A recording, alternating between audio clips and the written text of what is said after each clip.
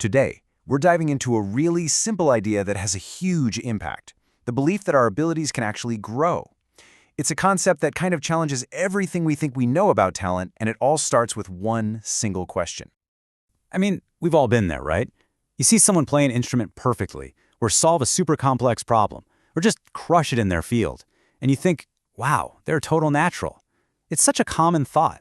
But is that really the whole story? Or is there something else going on just beneath the surface of what we call talent? So that idea that some people are just naturals, we're going to call that the myth of talent. And while it might seem harmless, it can actually be a real trap for our own personal growth. We just love to imagine our heroes achieving greatness with this effortless grace. But the reality is almost always a story of just tremendous, relentless practice. Seriously, when you dig into their histories, you find that the truth of their hard work is way more impressive than the myth of easy talent. And this myth, it totally affects how we see our friends and coworkers too. When someone outperforms us, it's so easy to just chalk it up to them being smarter or more talented. It's a convenient excuse for sure, but it's one that completely shuts the door on our own potential to get better. So let's try to reframe this. What if the person who did better than you didn't have more raw talent, but just used better strategies? What if they practiced harder or learned more from their mistakes and just pushed through obstacles where you might have stopped? If that's the case, then their success isn't some kind of magical trait. It's basically a roadmap that you can follow. And that brings us to the core idea here. We're going to pivot from the problem, this myth of talent, to the solution, making a really powerful shift from what's called a fixed mindset to a growth mindset. At its heart, a growth mindset is this simple but incredibly powerful belief that your brain is like a muscle. The more you use it, the stronger it gets.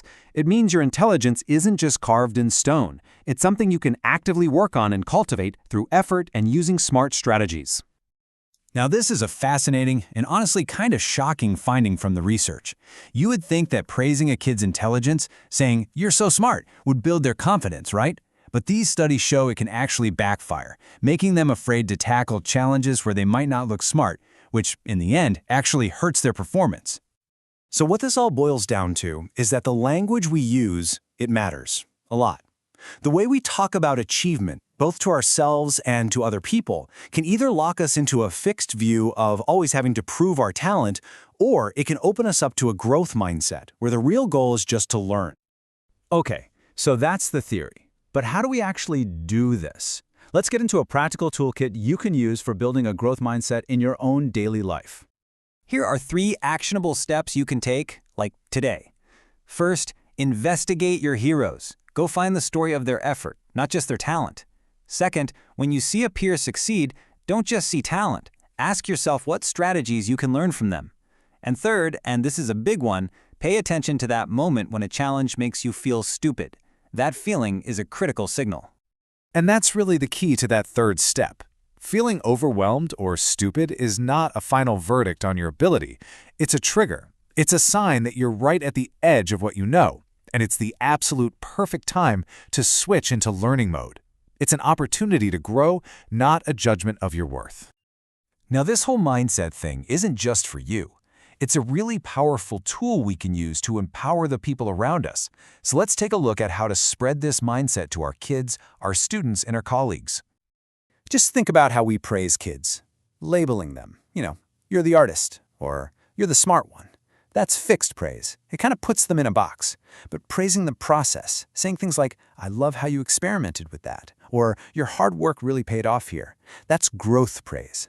It teaches them to value the journey, not just the final label. The source material also points out how incredibly critical this can be for anyone who's facing negative stereotypes.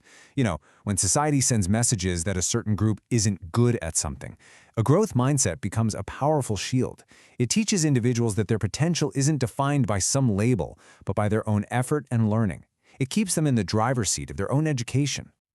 So, we've covered the myth of talent, the power of mindset, and some practical strategies for yourself and for others.